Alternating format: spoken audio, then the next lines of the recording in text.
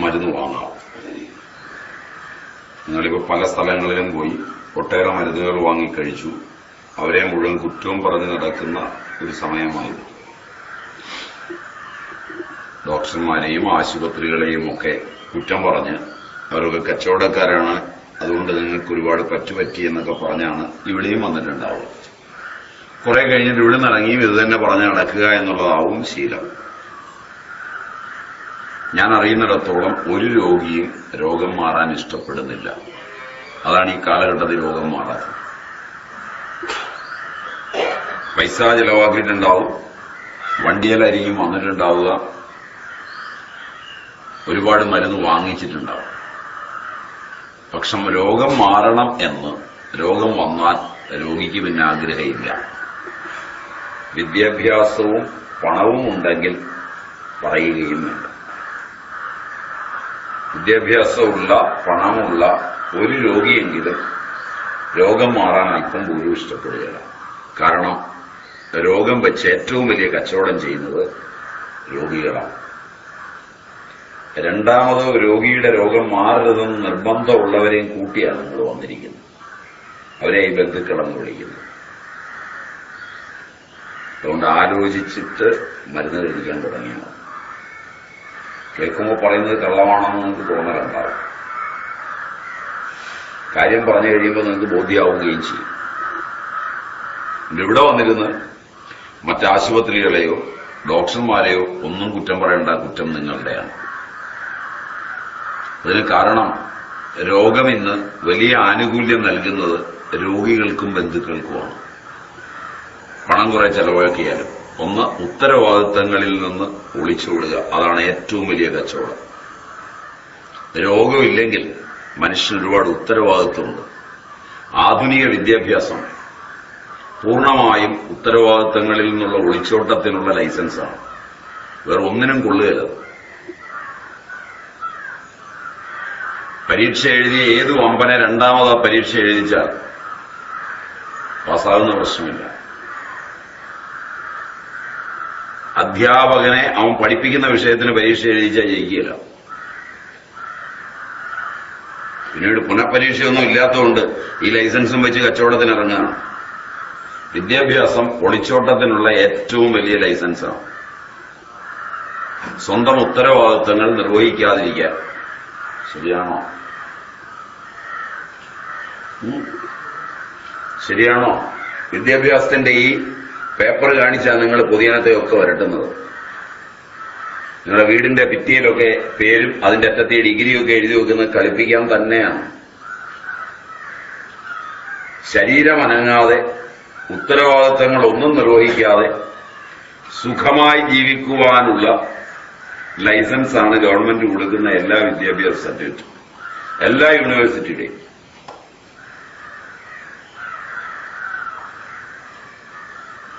പറഞ്ഞത് ശരിപോലെ ഉണ്ടോ? അദ്ദേഹം പ്രതികരിക്കാം, പേടിക്കൊന്നും വേണ്ട. ശരിയാണോ? വിദ്യാഭ്യാസം ഇല്ലാത്തവൻ രാപകല് പണിയെടുക്കണം. അവന്റെ അധ്വാനത്തിന്റെ അന്നം വെറുതെ ഇരുന്ന് തിന്നാനുള്ള ലൈസൻസായി സാധനം.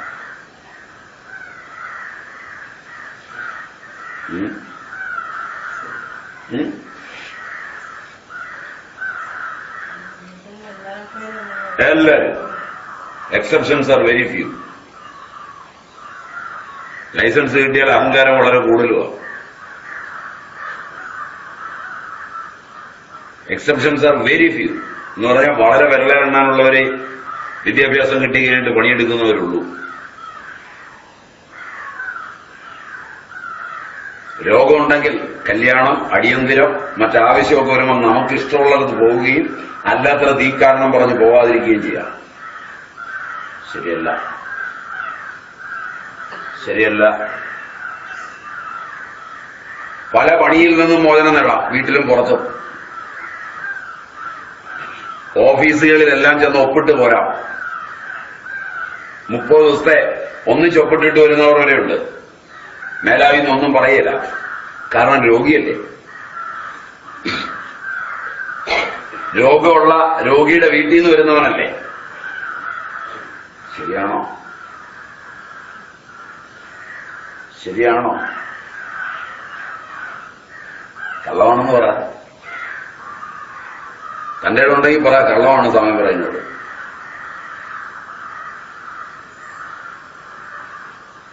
നിങ്ങളുടെ മാധ്യമങ്ങളും നിങ്ങളുടെ ആക്ടിവിസ്റ്റുകളും നിങ്ങളുടെ ജനസേവകരും നിങ്ങളുടെ ഭരണാധികാരികളും നിങ്ങളുടെ മതങ്ങളും നിങ്ങളും ചേർന്ന് നടത്തുന്ന വലിയൊരു ഗൂഢാലോചനയുണ്ട്.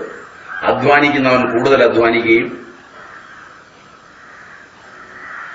ഉത്തരവാദിത്തങ്ങളിൽ നിന്ന് ഒഴിഞ്ഞോടാൻ രോഗം ഒരു വലിയ സർട്ടിഫിക്കറ്റായി വെക്കുകയും അതിന് കരുണ എന്നൊരു പേരും.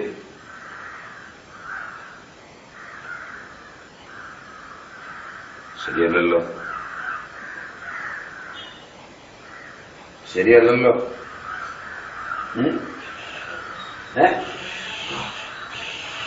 കേറിയും കിടന്നാൽ മതി. ആരോടെങ്കിലും ഉത്തരവാദിത്വം നിർവഹിക്കേണ്ടി വരുമ്പോൾ ഒരു കട്ടിലെ ചുരുണ്ടുകൂടി കിടന്നാൽ ആരും ശല്യപ്പെടുത്തുകയില്ല.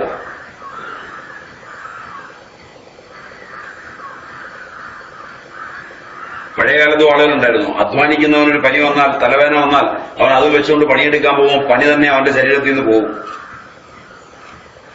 ഇന്നും അങ്ങനെയുള്ളവരുണ്ട്. ശരിയല്ല? ശരിയല്ല?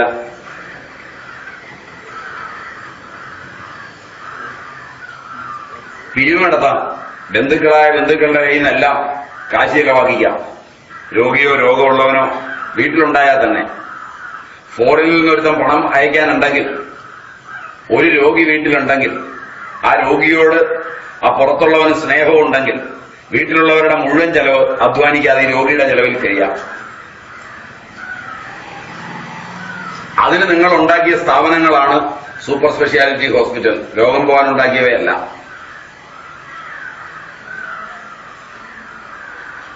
പഴയകാലത്ത് രോഗം മാറിയിരുന്നത് വീടുകളിൽ ചെറിയ മരുന്നുകൊണ്ടാണ്. വളരെ നിസ്സാര മരുന്നുകൾ തള്ളമാർ, വിദ്യാഭ്യാസം കുറഞ്ഞവർ എടുത്തു വരുമ്പോൾ രോഗമൊക്കെ പോയിരുന്നു. അത് കഴിഞ്ഞൊരു മഞ്ഞവെള്ളവും ചുവന്ന വെള്ളവും കിട്ടുന്ന പ്രൈമറി ഹെൽത്ത് സെന്ററുകളിൽ രോഗം മാറിയിരുന്നു. ഇന്നും കേരളത്തിലെ പ്രൈമറി ഹെൽത്ത് സെന്ററുകളിൽ പൊട്ടിപ്പൊളിഞ്ഞ തറ, ഇരിക്കാൻ കസേരയില്ലാതെ, കണ്ടാൽ കൊള്ളാവുന്ന നഴ്സുമാരില്ലാതെ, കമ്പൗണ്ടർമാരില്ലാതെ നടക്കുന്ന അത്തരം സ്ഥാപനങ്ങളിൽ 200ഓളം പേഷ്യൻസ് എങ്കിലും ഒരു ദിവസം ചെല്ലുന്നുണ്ടോ പാവപ്പെട്ടവർ? ശരിയാണോ? ശരിയാണ്. അവിടുത്തെ ഡോക്ടർ സ്പെഷ്യലൈസേഷൻ ഉള്ള ആളായിരിക്കില്ല. ഉണ്ടെങ്കിൽ തന്നെ സ്പെഷ്യലൈസേഷൻ അയാൾക്കുണ്ടെങ്കിൽ തന്നെ എല്ലാ വിഭാഗത്തിൽപ്പെട്ട രോഗിയെ അയാൾ നോക്കണം, ഗവൺമെന്റ് സർവീസിലാണെങ്കിൽ. ശരിയല്ല? ശരിയല്ല? ഗൈനക്കോളജിസ്റ്റ് ആയാൽ ഗൈനക്കോളജി മാത്രമേ നോക്കുള്ളൂ എന്ന് പറയാൻ പറ്റില്ല. എല്ലാത്തിനും നോക്കണം. പ്രൈമറി ഹെൽത്ത് സെന്ററിൽ ജനറല, സർവാണി സദ്യ. ശരിയല്ല? ശരിയല്ല? അയാൾ എഴുതി കൊടുക്കുന്ന നിസ്സാര മരുന്നുകൊണ്ട് രോഗം മാറണം. നാളെ പണിയാൻ പോകേണ്ടവരാ. രാവിലെ മുതൽ 10-200 പേഷ്യന്റിനെ നോക്കാൻ ഒരു ഡോക്ടറെ ഉണ്ടാവുള്ളൂ. എഴുതി കൊടുക്കുന്ന മരുന്ന് 10,000 രൂപ വില വരുന്നത് പറ്റുകയില്ല. വലിയ സ്കാനിങ്ങോ എക്സ്റേയോ എടുക്കാനൊന്നും ശേഷിയും ശേമുഷിയും ഉള്ളവരല്ല അവിടെ ചെല്ലുന്നത്. എഴുതി കൊടുക്കുന്ന നിസ്സാര മരുന്നുകൊണ്ട് രോഗം മാറുന്നുമുണ്ട്. ഒരു 60-70% പേർക്ക് പണിയെടുത്ത് ജീവിക്കുന്നുമുണ്ട്. നിങ്ങൾ സമ്പന്നന്മാർക്ക് അത് മാറുന്നുമില്ല. സൂപ്പർ സ്പെഷ്യാലിറ്റി പോയിട്ട് 30 പേഷ്യന്റിൽ കൂടുതൽ ഡോക്ടർ നോക്കുന്നില്ല. ശരിയല്ല? ശരിയല്ല? 10,000 രൂപയുടെ മരുന്നാണ് നിങ്ങൾ മേടിച്ച് കഴിക്കുന്നത്. ഒരിടത്തുനിന്ന് അടുത്ത സ്ഥലത്തേക്ക്. ഇതൊരു സ്ഥിരം കച്ചവടമായിട്ട് ഇങ്ങനെ നടക്കുകയാണ്. ഇതോടെ നിൽക്കണം ഈ കച്ചവടം. ഇനി ഈ കച്ചവടം കൊണ്ട് നടക്കരുത്. ഇത് അവസാനത്തതായിരിക്കണം. ഇല്ലെങ്കിൽ ഇതിനകത്ത് കയറരുത്, സ്ഥലം വിട്ടോണം.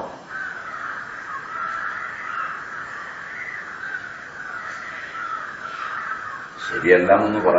ഞാൻ പറഞ്ഞത്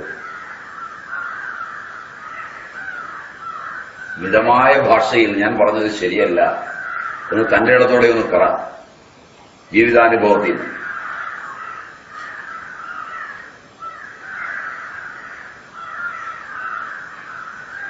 അവിടെ പോയത് രോഗം മാറാനല്ല. അപ്പൊ പിന്നെ അവിടുത്തെ ആളുകളല്ല കച്ചവടക്കാർ, നിങ്ങളാണ്. നല്ല റിസപ്ഷനിസ്റ്റ്, നല്ല മുറികൾ, സുഖമായ താമസം, വീട്ടിൽ കിടക്കുന്നതിനെ സുഖമായിട്ടുള്ള കിടപ്പ്, രോഗിയെ കൊണ്ട് ഏൽപ്പിച്ചാൽ ഒന്നും അറിയണ്ട. ഇപ്പൊ കാണാൻ കുറച്ച് കഴിയുമ്പോൾ പന്നന്മാർ പറയുന്നത് ഒന്നും അറിയണ്ടടി, അങ്ങോട്ട് ഏൽപ്പിച്ചിട്ട് ഇങ്ങി പോന്നാൽ മതി. അത് വീട്ടിലേക്ക് പോരണ്ട, അവിടെ AC റിട്ടയറിംഗ് റൂം ഉണ്ട്, അതിനകത്ത് അടിച്ചു പൊളിച്ച് ജീവിക്കാം. ചെറുക്കൻ അവിടുന്ന് ക്രെഡിറ്റ് കാർഡിൽ പണം അയച്ചോളൂ. ഇപ്പൊ അവിടുന്ന് എല്ലാം ഇനി വരും പട്ടിണിയായിട്ട്, ക്രെഡിറ്റ് കാർഡൊക്കെ തീർന്നു.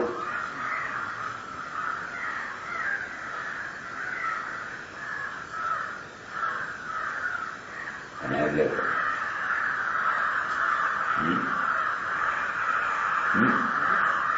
നുണയല്ലേ ഞാൻ പറയാം.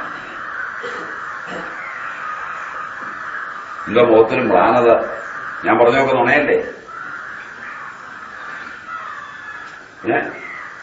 നിങ്ങൾ വിദ്യാഭ്യാസമുള്ളവരും വിവരമുള്ളവരും ഒരുപാട് സമരങ്ങൾ നയിക്കുന്നവരും ഒരുപാട് മനുഷ്യനെ മുന്നോട്ട് നയിക്കുന്നവരും 21ാം നൂറ്റാണ്ടിലേക്ക് പോകാനിരിക്കുന്നവരും ഒക്കെയാണ്. നല്ലോണം ചിന്തിക്കുക. നിങ്ങൾക്ക് തന്ന വിദ്യാഭ്യാസം എന്തിനു കൊള്ളാമോ? കോമൺ സെൻസ് ഇല്ലാത്ത സാധനം.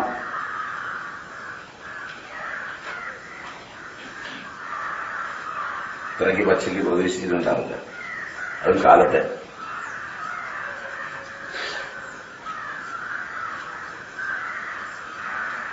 ഇത്രയും പരുക്കനായി അല്ലേ?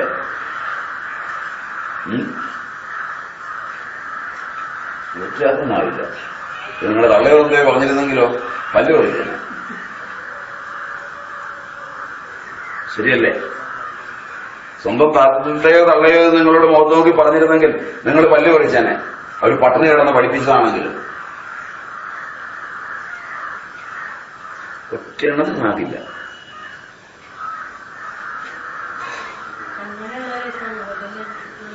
മുഴുവൻ പേരും ഇങ്ങനെ തന്നെയാണ്. ഇവിടെ വരുന്നവരൊന്നും വ്യത്യാസമൊന്നുമില്ല. 99% ആളുകളും വന്നു കഴിഞ്ഞ് ചിലർ മാറിയേക്കാം. അത് വന്നു കഴിഞ്ഞ് ചിലർ മാറിയേക്കാം.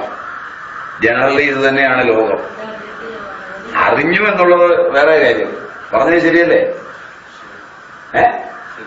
ശരിയല്ലേ?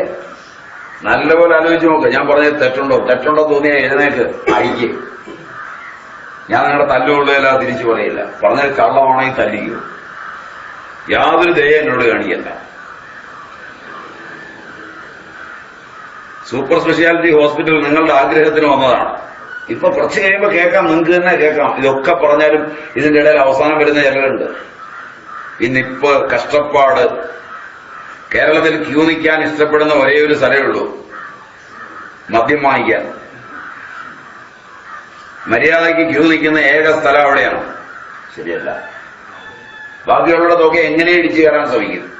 അവിടെ പോലീസും പട്ടാളമൊന്നും വേണ്ട. ഈ മാന്യന്മാരൊക്കെ പോയി അവിടെ പോയി നിന്നോളും രാവിലെ മുതൽ വൈകുന്നേരം വരെ. ഒന്നും ശരിയല്ല.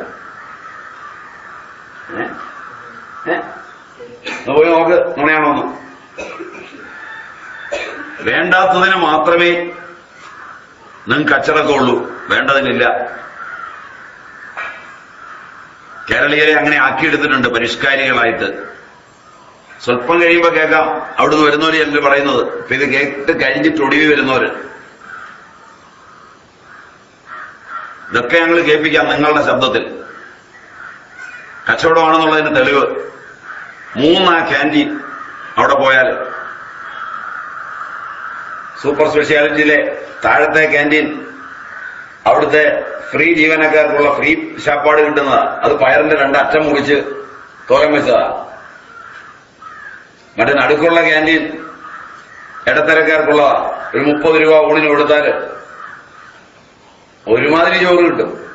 മറ്റൊരു സൂപ്പർ ക്യാൻറ്റീൻ ഉണ്ട്, എക്സിക്യൂട്ടീവ് ക്യാൻറ്റീൻ. അവിടുന്ന് ഉണ്ണണം, ചുണ്ടെന്ന് പറയല. ഇതിനൊക്കെയാ അവിടെ പോയത്, രോഗം മാറാനില്ല. ഇതുവരെ ഞങ്ങൾ അന്വേഷിച്ചില്ല.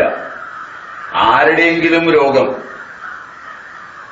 ഭേദമാകുന്നുണ്ടോ എന്ന് മുമ്പേ പോയവരുടെ അന്വേഷിച്ചിട്ടുമല്ല ഞങ്ങൾ ചികിത്സയ്ക്ക് പോയത്.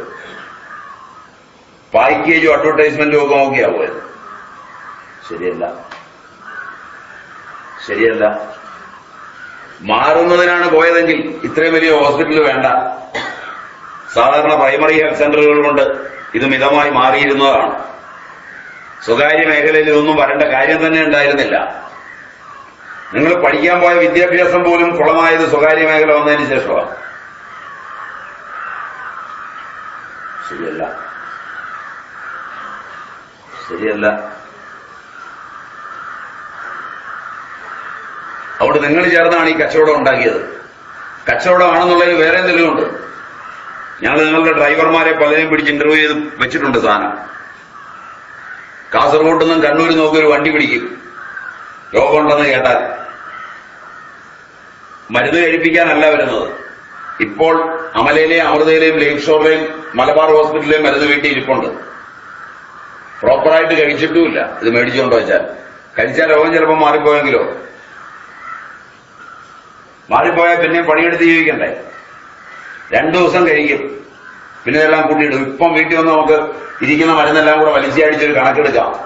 ഇത്രയും പേരുടെ വീട്ടിൽ ഇരിക്കുന്ന 2 ലക്ഷം രൂപയുടെ മരുന്ന് വരും. ശങ്കയുണ്ടോ? ശങ്കയുണ്ടോ? ശങ്കയുണ്ടോ? അവ മേടിച്ചുകൊണ്ട് പോയത് കഴിക്കാനൊന്നുമല്ല, ലോകരെ ബോധ്യപ്പെടുത്താൻ. അവിടുന്ന് മേടിച്ചടി ഇവിടുന്ന് മേടിച്ചടി എന്ന് പറയാൻ, രാവിലെ വരുന്നവരെ കാണിക്കാൻ.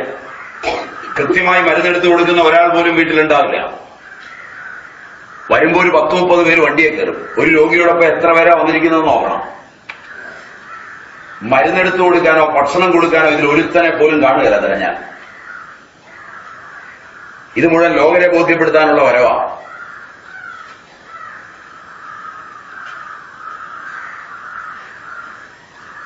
ശരിയല്ലല്ലോ, ശരിയല്ലല്ലോ. കാസർഗോഡ് നിന്ന് ഒരു ക്വാളിസയിലേക്ക് രോഗിയെ പിടിച്ച് കയറ്റിയാൽ ഒരു 10-12 പേര് കയറും. വണ്ടിയിൽ ഇടയില്ലാതെ തെക്കിഞ്ഞെരുക്കി നാട്ടുകാരും വീട്ടുകാരും ഒക്കെ കയറും. പോരുന്ന വഴിക്ക് നല്ല പൊരിവെയിലിൽ നട്ടുച്ചയ്ക്ക് വണ്ടി കൊണ്ടുവന്നൊരു ഹോട്ടലിന്റെ വാതൊക്കെ നിർത്തും. ആ വെയിലത്താ വണ്ടി ഇടുക. കാരണം ഹോട്ടലിന്റെ ഭക്ഷണം കഴിക്കേണ്ടവന് തൊട്ടടുക്കാന്ന് കാരണം 2 കാലം നടക്കാൻ വരാം. രോഗി തളർന്നു കിടക്കുന്ന അതാ വെയിലത്തിരുന്നോണം. കയറി കഴിക്കാൻ കയറുമ്പോൾ പകുതിയാകുമ്പോൾ ഓർമ്മ വരും, അല്ലെങ്കിൽ കൈ കഴുകി കഴിഞ്ഞ് ഓർമ്മ വരും ഡ്രൈവറെ വിളിച്ചില്ല. ഉടനെ ഒരു മാന്യം വന്ന് ഡ്രൈവറെ വിളിക്കും. അപ്പൊ അയാൾ പറയും, ഒരു ബന്ധവുമില്ലെങ്കിലും ഞാനിതേ ഇരുന്നോളാം, ഞങ്ങൾ ടൈപ്പ് ചെയ്ത് വെച്ചിട്ടുണ്ട്, കേൾപ്പിക്കാം. ഇതൊന്നും സിദ്ധി പറയുന്നതല്ല. അവിടെ ഞങ്ങളുടെ വണ്ടി കിടപ്പുണ്ട്. ഈ സമയത്ത് ഞങ്ങളുടെ ആളുകളിൽ നിന്ന് അവരോട് ചോദിക്കും എങ്ങനെയാ വന്നതെന്ന്. അങ്ങനെ അവരെ ഇന്റർവ്യൂ ചെയ്ത് ടൈപ്പ് ചെയ്ത് വെച്ചിട്ടുണ്ട്. ഇതൊക്കെ ഞങ്ങൾക്ക് ആവശ്യമാണ് രോഗം മാറാൻ. ഇതൊക്കെ പഠിപ്പിച്ചു തന്നില്ലെങ്കിൽ നിങ്ങൾ കാണിക്കുന്ന തമ്മാടിത്തരം നിർത്തുകയില്ല. അതുകൊണ്ട് നിങ്ങൾക്ക് നിഷേധിക്കാം ശക്തമായി. ഞാൻ പറയുന്നത് തെറ്റാണെങ്കിൽ ഡ്രൈവറെ വിളിക്കുമ്പോൾ അയാൾ പറയും, ഇത് തന്നെ എവിടെ ഇരിക്കുന്നു, അവിടെ കിടക്കട്ടെ, കുഴപ്പമൊന്നുമില്ല. ഒരു കാരുണ്യമില്ലാതെ പറയുന്നത്. ബന്ധുക്കളാ കയറുന്ന ശാപ്പാട് പിടിച്ച് രാഷ്ട്രീയം സാമൂഹ്യം എല്ലാം വണ്ടിയിൽ നിന്ന് ചിരിച്ചും കളിച്ചും പറയും. അന്നേരം ഒന്നും രോഗിയുടെ വേദനയിൽ ഒരു കാരുണ്യമോ ഒരു സ്നേഹമോ ആ സമയത്തൊന്നും പ്രകടനമല്ല. തിരിച്ചു മരുന്ന് മേടിച്ചുകൊണ്ട് പോയാൽ സമയത്ത് ഇതൊന്നും എടുത്തു കൊടുക്കുക, സമയത്ത് ആഹാരം പ്രാകാതെ കൊടുക്കുക, ചീത്ത വിളിക്കാതെ കൊടുക്കുക, ഇതൊന്നും ചെയ്യാൻ ആളുണ്ടാവില്ല. ആരെങ്കിലും ബന്ധുക്കൾ വീട്ടിലേക്ക് വരുന്ന ദിവസം കുളിപ്പിക്കും. അന്ന് മാത്രം ഷീറ്റൊക്കെ മാറും. അല്ലാത്തപ്പോ തീട്ടത്തിലും മൂത്രത്തിലും കിടക്കും.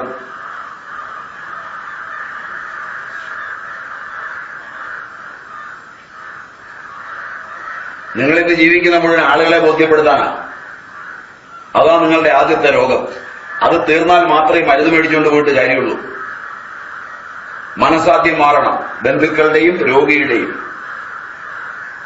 തൃപ്തികരമായ ആഹാരവും മരുന്നും കഴിക്കണം. വേണ്ട എന്ന് പറഞ്ഞ് മരുന്നോ ഭക്ഷണമോ കഴിക്കുന്നവർ മരുന്ന് ഇവിടുന്ന് വാങ്ങരുത്. വേണ്ടെന്ന് പറഞ്ഞാൽ ആ വസ്തു പിന്നെ കഴിക്കരുത്. വേണ്ട എന്ന് പറഞ്ഞു കഴിയുമ്പോൾ മസ്തിഷ്കം അതിന് വിപരീതങ്ങളായ ഒരുപാട് എൻസൈമുകളെയും ഹോർമോണുകളെയും പുറപ്പെടുവിക്കും. അവയാകെ വിഷമയമായി മാറും. തൃപ്തിയോടുകൂടി അന്നം കഴിക്കുന്നവർക്ക് രോഗം വരില്ല, വിഷം കഴിച്ചാലും. നിങ്ങളിൽ ഒരാൾ പോലും എനിക്ക് തോന്നുന്നത് തൃപ്തികരമായി ഭക്ഷണം കഴിച്ചിട്ടുള്ളവരല്ല രോഗികൾ. ഇന്ന് വീടുകളിൽ തൃപ്തികരമായി വിളമ്പിക്കൊടുക്കുകയില്ല. അതുകൊണ്ടാണ് ഇത്രയധികം ഹോട്ടലുകൾ ഉയർന്നു വന്നത്. ഒരു 30 കൊല്ലം മുമ്പ് കേരളത്തിൽ ആകെ രാവിലെ മാത്രം തുറക്കുന്ന ചില ചായക്കടകളെ ഉണ്ടായിരുന്നുള്ളൂ. പണിക്ക് പോകുന്നവനൊരു ചായ കുടിക്കാൻ. വീട്ടിലുള്ള അംഗങ്ങൾക്ക് മാത്രമല്ല, പുറത്തുനിന്ന് മലബാറിൽ നിന്ന് മധ്യ കേരളത്തിലേക്കും തെക്കൻ കേരളത്തിലേക്കും, തെക്കൻ കേരളത്തിൽ നിന്ന് കൂടുതൽ ആളുകൾ മധ്യ കേരളത്തിലേക്കും മലബാറിലേക്കും വന്ന് പണിയെടുക്കുന്നവരായ അധ്യാപകരോ എഞ്ചിനീയേഴ്സോ ഒക്കെയായി പണിയെടുക്കുന്നവരുണ്ടെങ്കിൽ അവരൊക്കെ വീടുകളിൽ നിന്നാണ് ഭക്ഷണം കഴിച്ചത്, വളരെ തൃപ്തികരമായി. ശരിയല്ല, ശരിയല്ല. ഒരു പൈസയും കിട്ടാതെ ഒരുപാട് പേർക്ക് ഭക്ഷണം കൊടുത്തിട്ടുള്ളവരാണ് കേരളീയർ. പക്ഷെ തൃപ്തികരമായി വിളമ്പി കൊടുത്തിട്ടുള്ളൂ. ഇന്ന് നിങ്ങൾക്ക് വിദ്യാഭ്യാസം കിട്ടിയപ്പോൾ ഒരു സ്ത്രീയെങ്കിലും ഒരു പുരുഷനെങ്കിലും കഴിക്കുന്ന അന്നം തൃപ്തികരമായി വിളമ്പി കൊടുക്കുന്നവർ വീട്ടിലില്ലാതായിട്ടുണ്ട്. അതുകൊണ്ടാണ് ഹോട്ടലുകൾക്ക് ഇത്ര പ്രിയം വന്നത്, അതുകൊണ്ടാണ് ഇത്രയധികം രോഗവും. അതൊക്കെ മാറിയിട്ട് മരുന്ന് കഴിച്ചാൽ മതി, അല്ല മരുന്ന് വാങ്ങി തിന്നിട്ട് കാര്യമില്ല. ആദ്യം രോഗം വരുന്ന എല്ലാ ചുറ്റുപാടും ശ്രദ്ധാപൂർവം ഇല്ലാതാക്കണം. എന്നിട്ട് രോഗം നിലനിൽക്കുന്നുവെങ്കിൽ മാത്രം അല്പം മരുന്ന് കഴിക്കണം, അല്ലെങ്കിൽ മരുന്ന് ആവശ്യമില്ല. പറഞ്ഞത് ശരിയല്ലല്ലോ, പറഞ്ഞത് ശരിയല്ലല്ലോ. നിങ്ങൾക്ക് രോഗമുണ്ടായ ചുറ്റുപാടാണ് ആദ്യം മാറ്റേണ്ടത്.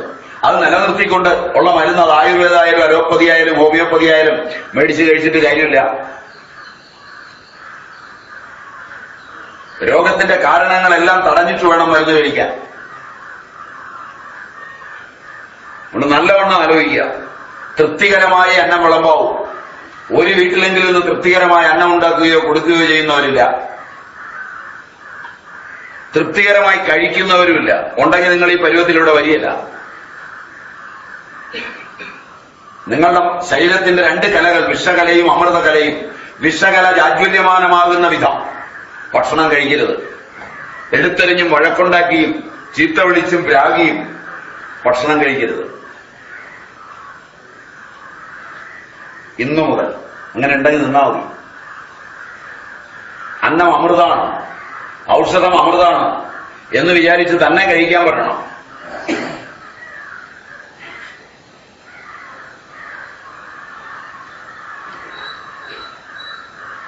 രണ്ട്, രോഗിയുമായുള്ള ഇടപാടിൽ വളരെ ശ്രദ്ധിക്കണം. രോഗങ്ങളൊന്നും നിങ്ങൾ ഇന്ന് പഠിക്കുന്ന രീതിയിൽ വരുന്നതല്ല. വൈറസുകൾ, അമീബകൾ, ബാക്ടീരിയകൾ ഇവയൊക്കെ മനുഷ്യന് മുമ്പേ ഇവിടെയുള്ളതാണ്.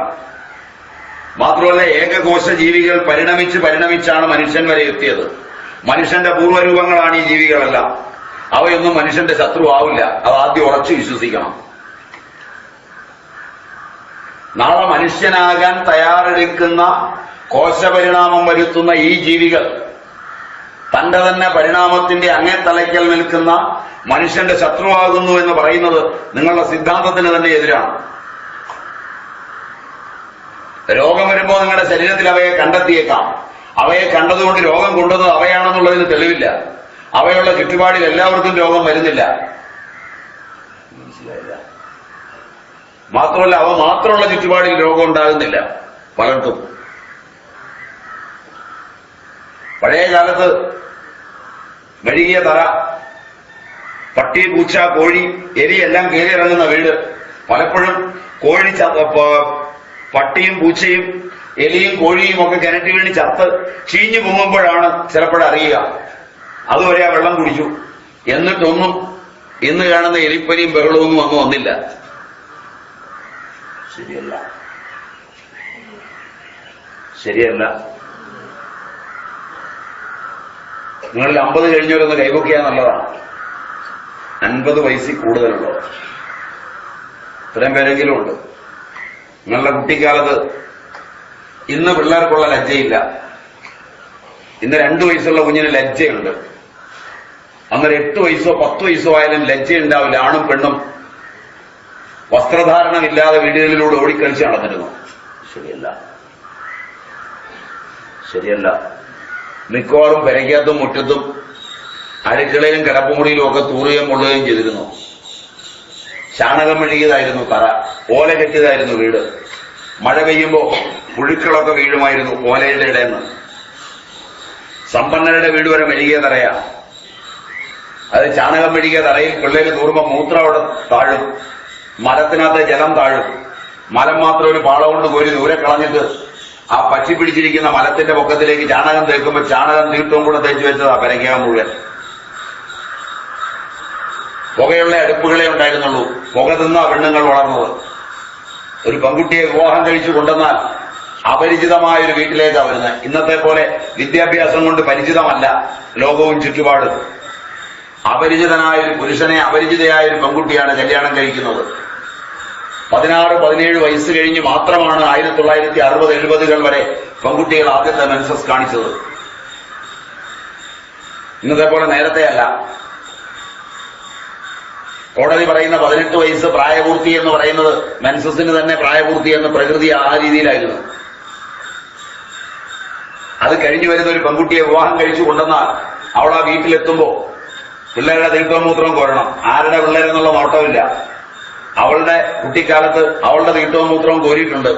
അതിന്റെ പ്രത്യുപകാരമായി ആരുടെ ആയാലും കോരണം. ഇന്ന് വിദ്യാഭ്യാസമുള്ള ഒരു പെണ്ണും കോരുകയല്ല. ശരിയല്ല. പുക മുഴുവൻ അടിക്കണം. മൺകലങ്ങളിൽ ആഹാരം പാചകം ചെയ്യുന്ന കൽച്ചട്ടികളിലാണ് കൂട്ടാൻ വെക്കുന്നത്. വെള്ളം ചുമന്നു കൊണ്ടുവരണം.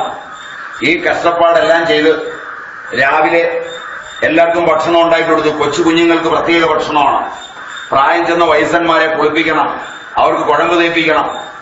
അവർക്ക് വല്ലതൊക്കെ പൊടിച്ചു കൊടുക്കണം പല്ലില്ലാത്തതുകൊണ്ട്.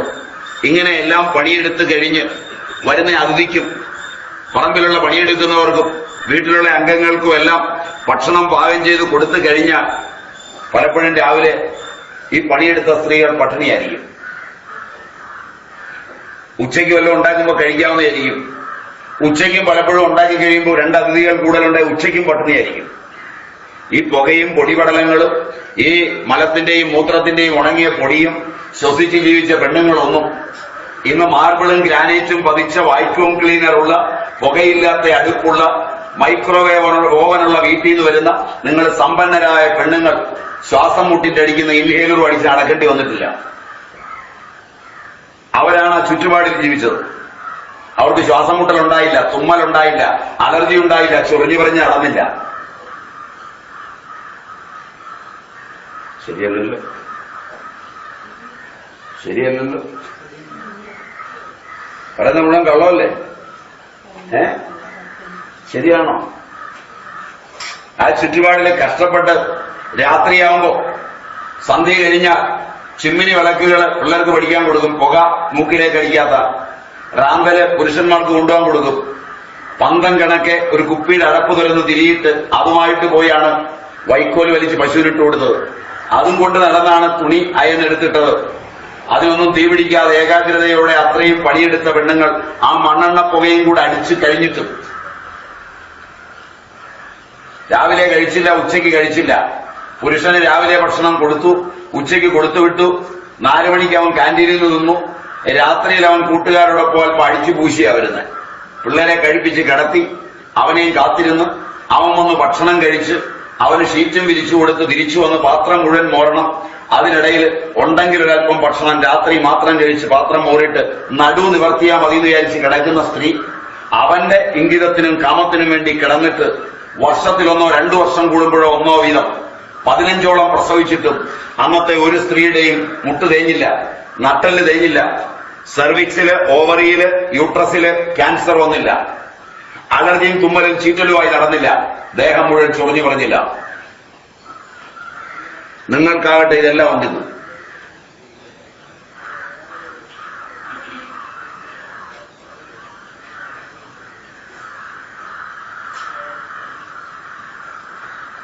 പറഞ്ഞ മുഴുവൻ പച്ചവെള്ളം ഏച്ചു കെട്ടിയ നോണ അല്ലേ? ചെറുപ്പക്കാരൊക്കെ ഗംഭീരന്മാരൊക്കെ ഇരിപ്പുണ്ടല്ലോ, ഗംഭീരകളും വിമൻസ് ലിബറേഷൻ ബഹളമൊക്കെ ഉള്ളവരൊക്കെ ഉണ്ടല്ലോ. ഇത് സമരത്തിന് തയ്യാറെടുത്തു. ഇതൊക്കെ പറഞ്ഞതിന്റെ പേര്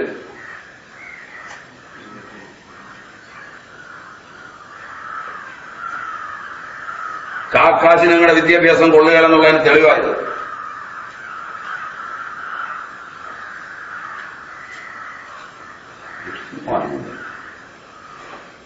ശരിയാണോ? കേട്ടിട്ട് ശരിയാണോ? അത്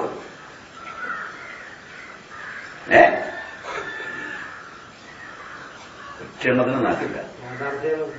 യാഥാർത്ഥ്യമാണ്. അവിടുന്ന് നല്ല പോലെ ആലോചിക്കും. ഒരു തിരുത്തൽ കഴിഞ്ഞ് മതി മരുന്ന് മേടിക്കാൻ. മരുന്ന് മേടിക്കണ്ട, ശ്രദ്ധിച്ചാൽ രോഗം മാറും.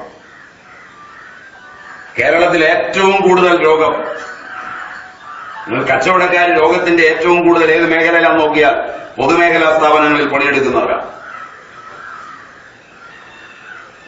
ഏറ്റവും കൂടുതൽ കള്ളന്മാരവരാ.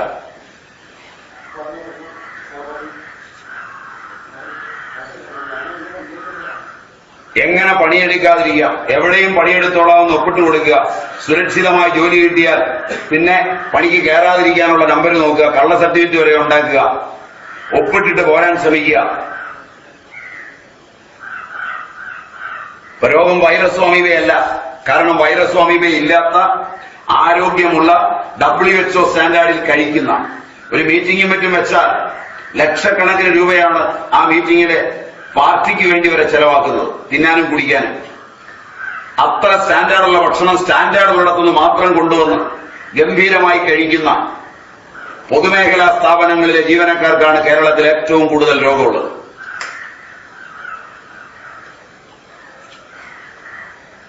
ഏറ്റവും ആയുസ് കുറവ് ഇന്ത്യയിൽ ഡോക്ടർമാർക്കാണ്. ആരോഗ്യം കൈകാര്യം ചെയ്യുന്ന ഡോക്ടർമാർക്കാണ് ഇന്ത്യയിൽ സ്റ്റാറ്റിസ്റ്റിക്സ് അനുസരിച്ച് ഏറ്റവും ആയുസ് കുറവ്. ആരോഗ്യം മരുന്നുകൊണ്ടും ആഡംബരമുള്ള ജീവിത ചുറ്റുപാടുകൊണ്ടും ഭൗതികമായ നേട്ടം കൊണ്ടും സമൂഹത്തിന്റെ അംഗീകാരം കൊണ്ടും നേടുന്നതാണെങ്കിൽ ഏറ്റവും കൂടുതൽ ആരോഗ്യമുണ്ടാകേണ്ടത് ആരോഗ്യരംഗത്ത് പ്രവർത്തിക്കുന്നവർക്കാണ്. പക്ഷേ ഇന്ത്യയിൽ ഏറ്റവും ആയുസ് കുറവുള്ളത് അവർക്കാണ് സ്ഥിതിവിവര കണക്ക് പ്രകാരം. നോക്കാം, പബ്ലിഷ് ചെയ്തിട്ടുണ്ട് സ്ഥിതിവിവര കണക്ക്. വിവരാവകാശത്തിൽ എഴുതി കൊടുത്താൽ മതി, കിട്ടും. ഒരു കോപ്പി മേടിച്ച് നോക്ക്. അതും വിശ്വസിക്കുന്നില്ല, അറിയില്ല.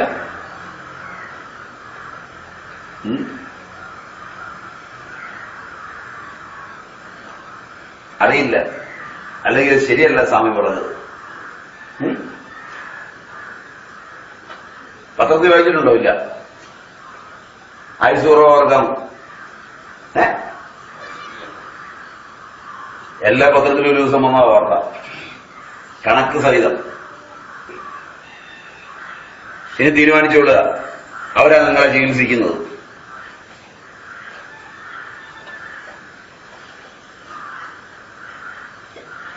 ഒന്ന് വളരെ ആലോചിച്ചിട്ട് മരുന്നിന് ഒരുങ്ങിയാൽ മരുന്നിന് മുമ്പേ പല കാര്യം ചെയ്യണം, പല കാര്യം ചിന്തിക്കണം, രോഗം വരുന്നത് തിരിച്ചറിയണം. രണ്ടാമത്, എക്സിക്യൂട്ടീവ് മേഖലകളിൽ പണിയെടുക്കുന്ന സ്വകാര്യ മേഖലയിലെ സ്ഥാപനങ്ങളിൽ പണിയെടുക്കുന്നവർക്ക് രണ്ടാമത് ഏറ്റവും കൂടുതൽ രോഗം. അവർക്കും അവരുടെ കുടുംബങ്ങൾക്കും പിള്ളേർക്കുമാണ്. ഏറ്റവും കുറച്ച് രോഗമുള്ളത് അസംഘടിത മേഖലയിൽ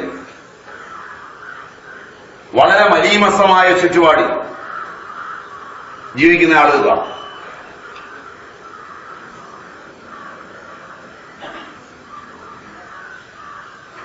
അതിൽ നിന്നാണ് വൈറസിനെ അമീബയൊക്കെ പറ്റിയുള്ള ആക്ഷേപത്തിന് മുമ്പേ ചിന്തിക്കേണ്ടത്. തമിഴ്നാട്ടിൽ നിന്ന്, ബീഹാറിൽ നിന്ന്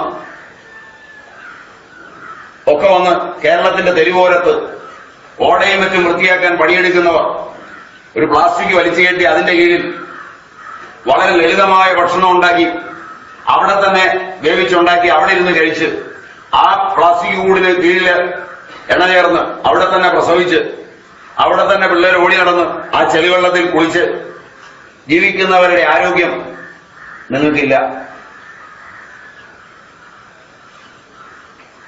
അതുകൊണ്ട് നിങ്ങൾ പോയി അങ്ങനെ ജീവിക്കണം എന്നല്ല. മനസ്സിലായില്ല? ഇതിന്റെ കാരണം അന്വേഷിക്കണം. ആരോഗ്യം വേണമെങ്കിൽ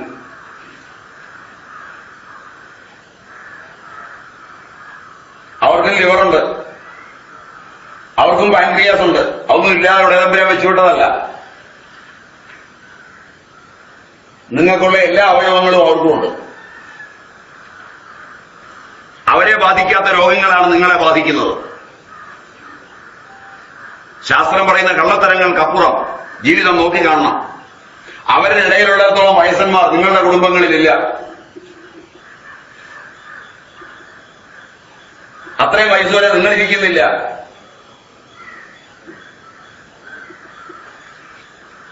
കണ്ണോടിച്ച് നോക്ക്, പറഞ്ഞത് ശരിയാണോ?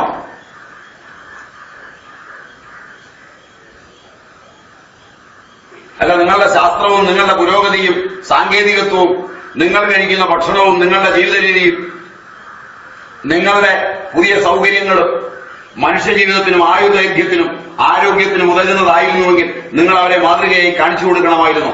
നിങ്ങൾക്ക് ആയുസ് കൂടുതലുണ്ടെന്ന്, നിങ്ങളുടെ പിള്ളേർക്ക് നിങ്ങൾക്ക് രോഗം കുറവാണെന്ന്. പക്ഷെ അങ്ങനെയല്ല സംഭവം.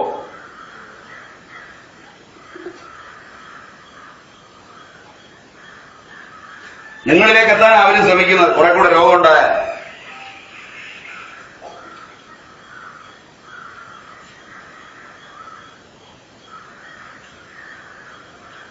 ശരിയാണോ?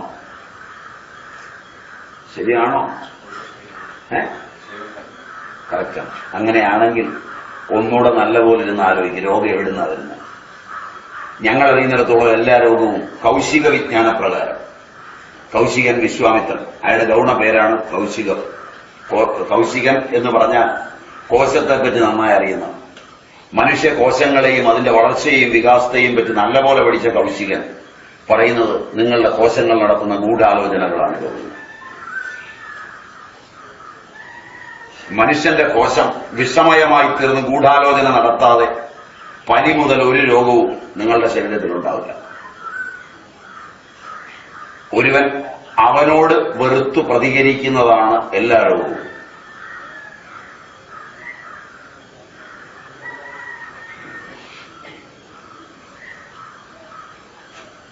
അവന്റെ ഇറിറ്റേഷന്റെയും അവന്റെ വെറുപ്പിന്റെയും വിദ്വേഷത്തിന്റെയും ആകത്തുകയാണ്. അതവന്റെ പൂർവപൂർവ കർമ്മങ്ങളുടെ ആകത്തുകയാണ്. അതുകൊണ്ട് രോഗം വരാതിരിക്കണമെങ്കിൽ കോശഗൂഢാലോചന നിൽക്കണം. കോശഗൂഢാലോചന ഉണ്ടാക്കുന്നത് പാപങ്ങളാണ്. വാചികമായും കായികമായും മാനസികമായും മനുഷ്യൻ ചെയ്തു കൂട്ടുന്നവയും പറഞ്ഞുകൂട്ടുന്നവയും വിചാരിച്ചു കൂട്ടുന്നവയുമായ പാപസഞ്ചയങ്ങൾ അവന്റെ കോശങ്ങളിൽ സംഭൃതമാവുകയും കോശദ്രവത്തെ അത് പരിണമിപ്പിക്കുകയും സൈറ്റോപ്ലാസത്തെ മാരക രോഗങ്ങൾക്കിടയാക്കുകയും ചെയ്യുന്നു. സ്വന്തം മൃത്യു കണ്ട് സമാധാനിക്കുവാൻ ഇഷ്ടപ്പെടുന്നിടത്തേക്ക് അവൻ വളരുന്നു. അതുകൊണ്ട് രോഗികളായിക്കഴിഞ്ഞാൽ രോഗം മോചനം നേടാൻ ഇഷ്ടപ്പെടുകയല്ല, മൃത്യുവിന് ഇഷ്ടപ്പെടുകയും അന്യരെ കളിപ്പിക്കുകയും ചെയ്യുകയാണ് രോഗികൾ ചെയ്യുന്നത്.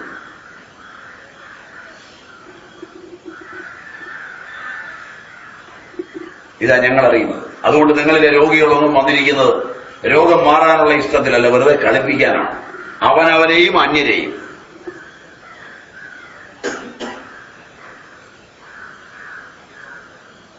കോശഗൂഢാലോചന ഉണ്ടാകാതിരിക്കണമെങ്കിൽ 10 തരം പാപങ്ങൾ ചെയ്യാതിരിക്കണം. അതിൽ 3 ശാരീരിക പാപങ്ങളാണ്, 4 വാചിക പാപങ്ങളാണ്, 3 മാനസിക പാപങ്ങളാണ്.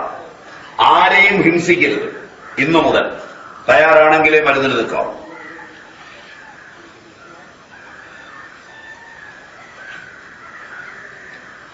മറ്റൊരാളെ വാക്കുകൊണ്ടോ മനസ്സുകൊണ്ടോ പ്രവൃത്തി കൊണ്ടോ ഉപദ്രവിക്കുമ്പോൾ ഉപദ്രവിക്കുന്നതിന് മുമ്പ് മനസ്സ് പ്ലാൻ ചെയ്യണം. ശരിയാണോ? ശരിയാണോ? അപ്പോൾ ആരെ ഉപദ്രവിക്കുന്നുവോ അവന് ഉണ്ടാക്കുന്ന ഉപദ്രവങ്ങളുടെ ഭാവന കോശത്തിലുണ്ടാവും. ഒരു കുട്ടിയെ തല്ലുന്നതിന് മുമ്പ് ആ കുട്ടിയുടെ കരച്ചിലും അവൻ വേദനിക്കുന്നതും അവന്റെ വിഷമാവസ്ഥയും തല്ലുന്ന തന്തയുടെ മാനസിക വികാരങ്ങളിലുണ്ടാവും.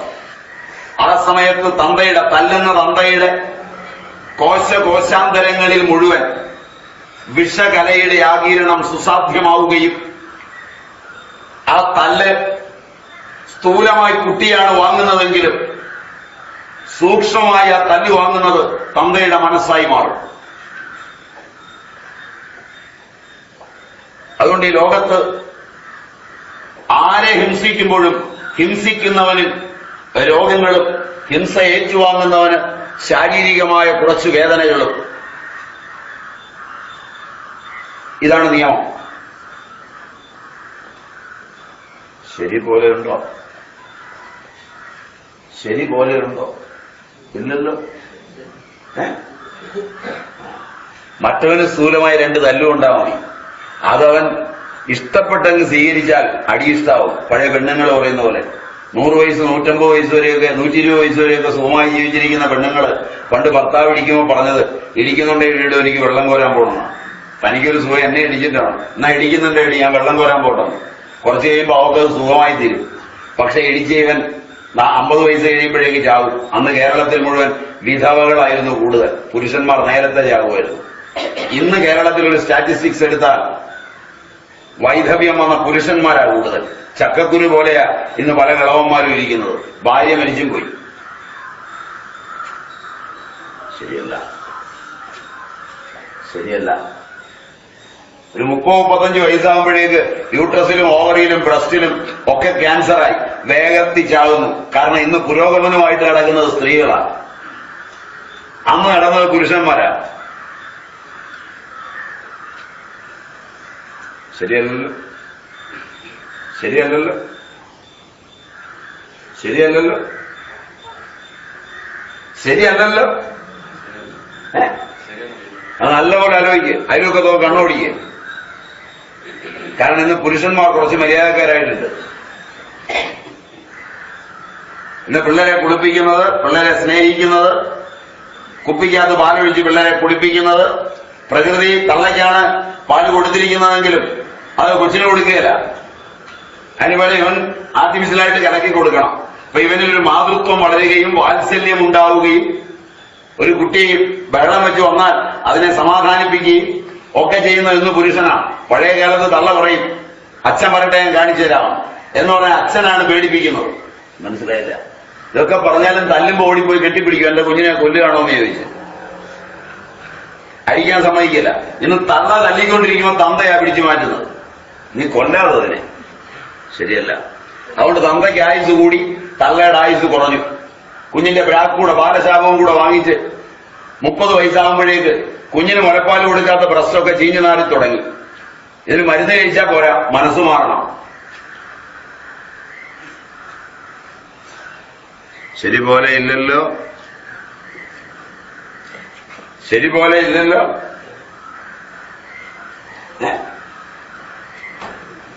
ഏറ്റവും ദണ്ണം വരുന്നത് ഈ നിർത്തിയിട്ട് ഈ ശരി പോലെ ഇല്ലല്ലോ എന്ന് ചോദിക്കുമ്പോഴാണ്. എനിക്കറിയാം, അതിനാ ഞാൻ ചോദിക്കുന്നത്. നിങ്ങളെ എവിടുന്ന് വെറുതെ വിട്ടാൽ പറ്റില്ല. പറയുന്നത് പിന്നെ സഹിക്കാം. ഇത് കഴിഞ്ഞാൽ ഒന്ന് നിർത്തി ചോദിക്കുമ്പോഴാണ് ഒരു വിഷമം ഉണ്ടാകുന്നത്. അല്ലേ? വളരെ ആലോചിച്ചിട്ട് മരുന്നിന് തന്നാൽ മതി. പഴയ കാലത്ത് ഹാർട്ട് അറ്റാക്കും പ്രഷറും പ്രമേഹവും എല്ലാം പുരുഷന്റെ കുത്തകയായിരുന്നു. നിങ്ങളുടെ പുരോഗതി കാരണം കുത്തക പൊളിച്ചിട്ടുണ്ട്. നിങ്ങൾ മിടുക്കരാണ്. ശരിയല്ല. അയൽവക്കത്തെ അതിർത്തിയിൽ അടിവെക്കാൻ പോയതും ഒരു വണ്ടിയെ വന്നിറങ്ങിയ അന്ന് കാലത്ത് കണക്ക് പറഞ്ഞിരുന്നതും പൈസ കൊടുക്കുമ്പോ തല്ലുകൂടാൻ പോയിരുന്നതും ഒക്കെ പുരുഷനാണ്. ആ കാലഘട്ടത്തിലാണെങ്കിൽ ഒരു വണ്ടിയിൽ ഒരു പുരുഷനും സ്ത്രീയും കൂടെ വന്ന് ഇവിടെ ഇറങ്ങിയാൽ പുരുഷൻ ഡ്രൈവറുടെ കുത്തിന് പിടിക്കും. ഇത്രയായോടെ രൂപയെന്ന് ചോദിച്ചു.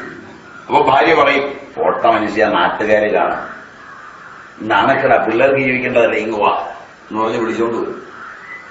ഇന്നാണെങ്കിൽ വന്നിറങ്ങുമ്പോഴേ ഭാര്യ പേഴ്സിൽ നിന്ന് പൈസ എടുത്തു കൊടുക്കും. അന്ന് പേഴ്സ് പുരുഷന്റെ മടിയിലാണ്, ഇന്നതെല്ലാം ഭാര്യയുടെ കയ്യിലാണ്.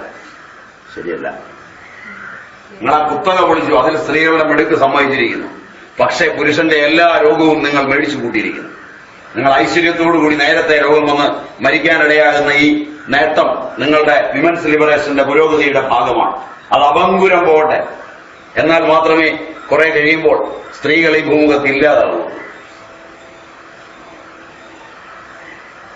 കൂടിപ്പോയോ? കൂടിപ്പോയോ? ശകലം കൂടിയോ? പറഞ്ഞ ശരിയല്ലേ? ഈ ബാഗും പേഴ്സും ഒക്കെ ആയിട്ട് വന്ന് വലിയ കനത്തില് ഈ പൈസ എടുത്ത് ഇവന് കൊടുക്കുന്ന സമയത്ത് അവൻ കണക്ക് പറഞ്ഞാൽ ഉടനെ അവന്റെ കുത്തിന് കയറി പിടിക്കുമ്പോൾ പുരുഷനാ പറയുന്നത്, നാണക്കേടായി പോട്ടടി നീ വാ, 2 രൂപയ്ക്ക് കിടന്ന് കണക്ക് പറയാതെ. നിങ്ങൾക്ക് പറയാൻ മനുഷ്യ, ജീവിക്കാനുള്ള കഷ്ടപ്പാട് എനിക്ക് അറിയാവും. ശരിയല്ല? ഇതാണ് നിങ്ങളുടെ രോഗം. ഹിംസയാണ് ആദ്യത്തെ രോഗത്തിന്റെ കാരണം. ഒന്നിനെയും ഹിംസിക്കാതെ ജീവിച്ചാൽ രോഗം കുറയും, ആയുർദൈർഘ്യം കിട്ടും. കക്കരുത് 2. 11 ഡിഗ്രിയും കൂടെ ഉണ്ട്, MBA. അതും ഇപ്പൊ പെമ്പിള്ളേരാ പോയി കൂടുതൽ പഠിച്ചു വരുന്നത്. ശരിയല്ല? ശരിയല്ല? കസ്റ്റമർ അറിയാതെ കസ്റ്റമറെ കളിപ്പിക്കാനുള്ള വിദ്യയ്ക്ക് MBA എന്ന് പറയുന്നത്. നിർവചനം ശരിയല്ല. അടുത്തിരിക്കുന്ന ആളിനെ തോണ്ടുന്നു. ശരിയല്ല ഞാൻ പറഞ്ഞ നിർവചനം. നിർവചനം ശരിയല്ല. പഴയ കാലത്തൊരു ചെരുപ്പ് കുത്തി ഉണ്ടായിരുന്നു. അവൻ ചെരുപ്പ് കുത്തി കൊടുത്ത് 150 രൂപ വാങ്ങിക്കും. വഴിയിൽ നിന്ന് കുത്തുകയാണ്. അവൻ കഷ്ടപ്പെട്ട് മകനെ പഠിപ്പിച്ച് വളരെ മിടുക്കനായി പരീക്ഷയൊക്കെ എഴുതി. അപ്പൊ തന്ത തീരുമാനിച്ചു, ഇങ്ങനെ കഷ്ടപ്പെട്ടാണെങ്കിലും വേണ്ടില്ല അവൻ അമേരിക്കയിൽ ഒരു അഡ്മിഷൻ കിട്ടി. അവൻ പോയി അവിടുന്ന് അമേരിക്കൻ MBA എടുത്തു വന്നു. ബാങ്കിൽ നിന്ന് ലോണും ഒക്കെ തരവാക്കി അച്ഛന്റെ തൊഴിൽ കുറെ കൂടെ മാന്യമായി നടത്താൻ ഒരു വലിയ ചെരുപ്പ് ഫാക്ടറി തുടങ്ങി. വലിയൊരു ഷോറൂമും കെട്ടിയുണ്ടായി. തന്തയോട് പറഞ്ഞു, ഇനി കുത്താനൊന്നും ഇരിക്കണ്ട, ഞാൻ കൂലിക്കാരെ വെച്ച് കുത്തിക്കുന്നുണ്ട്. അച്ഛൻ ഈ AC റൂമിൽ MD ആയിട്ട് അങ്ങിരുന്നാ പുറത്തുള്ളവരോട് മിണ്ടുവൊന്നും വേണ്ട. അച്ഛൻ മിണ്ടിയാൽ ചെലവാണുകയില്ല. ഒരു 10-30 പെൺകുട്ടികളെ വിളിച്ച് ഭംഗിയായിട്ട് അവർക്ക് ട്രാൻസാക്ഷൻ അനാലിസിസ് ഒക്കെ പഠിപ്പിച്ചു കൊടുത്ത് അച്ഛനും മോളും കൂടെ വന്നാൽ, അമ്മയും മോനും കൂടെ വന്നാൽ കുട്ടിയുടെ ഇംഗിതം വളർത്തിയെടുത്ത് എങ്ങനെ ചെരുപ്പ് വയ്ക്കാം. മനസ്സിലായില്ല? ചെരുപ്പ് വയ്ക്കുകയാണ് വേണ്ടത്. ഭാര്യയും ഭർത്താവും കൂടെ വന്നാൽ ആ സ്നേഹം മുതലാക്കി എങ്ങനെ വയ്ക്കാം, ഇതൊക്കെ പഠിപ്പിക്കുന്ന ഒരു ശാഖയ്ക്ക് ആ ട്രാൻസാക്ഷൻ അനാലിസിസ് എന്ന് പറയുന്നത്. ഗംഭീരമായി പഠിപ്പിച്ച് കുറെ പിള്ളേരെയൊക്കെ നിർത്തി AC റൂം, 2 സൈഡിലും കണ്ണാടി, 4 സൈഡിലും കണ്ണാടിയൊക്കെ വെച്ച് ചെരുപ്പിന്റെ ഷോറൂം കണ്ണാടിക്കകത്ത് കാണുമ്പോൾ വളരെ വലുതായിട്ട് തോന്നിച്ച് അതിനകത്തോട്ട് കയറുമ്പോൾ ചെറിയൊരു ഗോഡൌൺ ആണെങ്കിലും ഈ കണ്ണാടിയൊക്കെ കൂടി ഇരിക്കുമ്പോൾ അതിന്റെ നരനരയായിട്ടുള്ള പ്രതിബിംബവും ശരിയാണെന്ന് തോന്നും. ശരിയല്ല? ശരിയല്ല? ഇതൊക്കെ പഠിക്കാനാണ് അമേരിക്കയിൽ പോയത്. പഠിത്തം കഴിഞ്ഞു വന്നു. എല്ലാ ചെരുപ്പയിലും എഴുതി വെച്ചു 4850 രൂപ 11 പൈസ. അതിലാണ് അതിന്റെ സത്യം. ഈ 11 പൈസയിലാണ് സത്യം ജനം കാണുന്നത്. പണ്ട് തന്ന 110 വിറ്റതായി 4880 രൂപ 11 പൈസ ഒരു ജോഡിക്ക്. അതൊക്കെ എഴുതി ഒട്ടിച്ചു, ഗിൽറ്റ് പേപ്പറും ഒക്കെ ആയി ഗംഭീരമായിട്ടിരിക്കുമ്പോഴാണ് ഒരു ഭാര്യയും ഭർത്താവുടെ വിവാഹവും കഴിഞ്ഞു വരുന്നത്. ആദ്യമായിട്ട് ചെരുപ്പ് വാങ്ങിക്കാൻ ഒന്ന് കയറി തപ്പി. ഭാര്യയുടെ കയ്യിലുള്ള എടുത്തു, ഭർത്താവിന്റെ കയ്യിലുള്ള പൈസ എടുത്തു. രണ്ടും കൂടെ നോക്കിയിട്ട് 2000 രൂപയുള്ളൂ. പിന്നെ വണ്ടിക്കൂലിക്കുള്ള കാശേ ഉള്ളൂ തിരിച്ചു വീട്ടിലെത്താൻ. ഇവിടുന്ന് വാങ്ങിക്കണ്ടെന്ന് ചോദിച്ചു പോകാൻ തുടങ്ങിയോ MBA കാരൻ ഇറങ്ങി വന്നു. എന്താന്ന് ചോദിച്ചു. പൈസ തികയില്ലല്ലേ, കൊണ്ടുപോവാ വരാൻ പറഞ്ഞു. പിള്ളേരോട് പറഞ്ഞു, ഇത് പൊതിഞ്ഞെട്ടി കൊടുക്ക്. 4880 രൂപ 11 പൈസയുടെ ബില്ല് എഴുതി. ബില്ല് മുഴുവൻ എഴുതി. കാലെടുത്ത് നോക്കി പാകാണ്. 2 പൊതിഞ്ഞ് കെട്ടി ഗിൽറ്റ് പേപ്പറിൽ പൊതിഞ്ഞ് കൈ കൊടുത്തു. മേടിക്കുന്നവൻ അതിലും വലിയ MBA. ഞാൻ വിചാരിച്ചു അഡ്രസ് മാറ്റി കൊടുത്തേക്കാം. 2000 രൂപ കൊടുത്തിട്ട് 2800 കളിപ്പിക്കാമല്ലോ എന്ന് അവനും പോയി കഴിഞ്ഞപ്പോ തന്ത 110 കൊടുത്ത സാധനമായി 2000 കൊടുത്തതെങ്കിലും തന്ത അവനോട് പറഞ്ഞു, മോനെ ഇത് അമേരിക്കയല്ല, അവനെ 2800 കളിപ്പിക്കുന്നു. അപ്പൊ മോൻ പറഞ്ഞൊരു വാചകമുണ്ട്, അച്ഛൻ മിണ്ടായിരുന്നാ മതി, രാവിലെ അച്ഛൻ വന്ന് കട തുറക്കുമ്പോ അവരുണ്ടാവുള്ളൂ, അപ്പൊ ബാക്കി പൈസ കിട്ടും. ഉണ്ടാവില്ല മോനെ, ഞാൻ അവിടെ നിന്ന് മലയാളിയാ.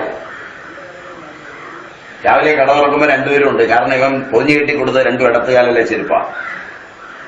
മനസ്സിലായില്ല? 2000 മേടിച്ചു വെച്ച് ഇടത്തുകാലല്ലേ 2 ചെരുപ്പാ കൊടുത്തുവിട്ടിരിക്കുന്നത്. അപ്പോ ദൂരെ കളഞ്ഞാൽ 2000 പോയി, തിരിച്ചു കൊണ്ടുവന്നാൽ 2800 ബാക്കിയും കൊടുക്കണം. പിടികിട്ടിയില്ല. ഇത് പഠിക്കാനാണ് അവിടെ വരെ പോയത്. കസ്റ്റമറെ അവൻ അറിയാതെ കളിപ്പിക്കാൻ. ശരിയല്ല? ശരിയല്ല? ക്വാളിറ്റി ഇംപ്രൂവ് ചെയ്യാനല്ല, സ്നേഹം പ്രദാനം ചെയ്യാനല്ല. ഇതിനായി പഠിത്തം മുഴുവൻ. ഈ പഠിത്തം വരുമ്പോ ഒടേ തമ്പുരാൻ ഇതിനകത്ത് കളിപ്പിക്കാൻ പഠിപ്പിച്ച ആ കളിപ്പീരിന്റെ ബാക്കി പത്രം കോശത്തിൽ കുറയ്ക്കും. കക്കുന്നതെല്ലാം നമ്മുടെ കോശത്തിൽ കുറയും. അതുകൊണ്ട് കക്കരുത്, ഹിംസിക്കരുത്, കക്കരുത്. ലൈംഗിക ദുരാചാരങ്ങളിൽ ഏർപ്പെടരുത്. നല്ല മൊബൈൽ വാങ്ങിച്ചതിലെ SMS നോക്കിയാൽ മതി, അത് മുഴുവൻ ഈ വൃത്തികേടാ. എന്നിട്ട് മരുന്ന് മേടിച്ച് കഴിക്കുക, ഒരു കുറവും വരികയില്ല. എൻഡോക്രൈൻ ഗ്ലാൻഡുകൾ, പിറ്റ്യൂട്ടറി, തൈറോയിഡ് ഇവയെല്ലാം ഒന്നിച്ച് പ്രവർത്തിക്കുന്ന മേഖലയാണ് ലൈംഗിക ഹോർമോണുകളുടെ ലോകം. ലോകത്തിൽ ആരോഗ്യം തരുന്ന ഹോർമോണുകൾ ലൈംഗിക ഹോർമോണുകളാണ്. അവയെ മര്യാദാമസൃണമായി ഉപയോഗിക്കുവാൻ വിദ്യാഭ്യാസം ആദ്യം വേണം. പഴയ കാലത്ത് പരസ്യം കണ്ടിട്ടല്ല തുണി വാങ്ങിക്കാൻ പോയ പെണ്ണുങ്ങൾ, പരസ്യം നോക്കിയിട്ടല്ല അരി വാങ്ങിക്കാൻ പോയത്, അതിന്റെ ക്വാളിറ്റി നോക്കി വാങ്ങിക്കാൻ അറിയാം.